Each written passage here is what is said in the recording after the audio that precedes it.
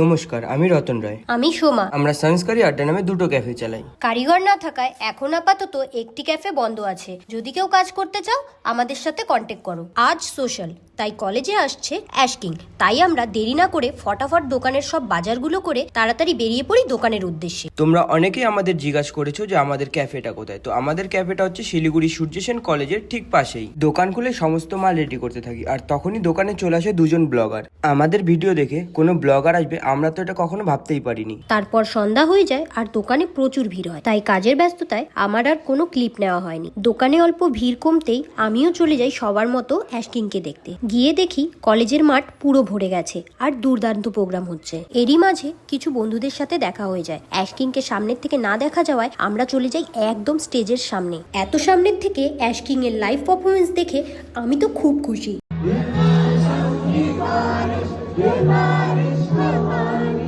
Last গান শুনে বেশি দেরি না করে ঝটপট চলে আসি আমি দোকানে। রাস্তা ভর্তি লোক, তখন সবাই বাড়ি যাচ্ছে। দোকানের প্রায় সমস্ত মাল শেষ। দোকান গুছিয়ে বাড়ি যেতে যেতে আমাদের প্রায় 1টা বেজে যায়। তাই এই ভিডিওটা এখানেই শেষ করছি। ভিডিওটা তোমাদের কেমন লাগলো অবশ্যই জানিও।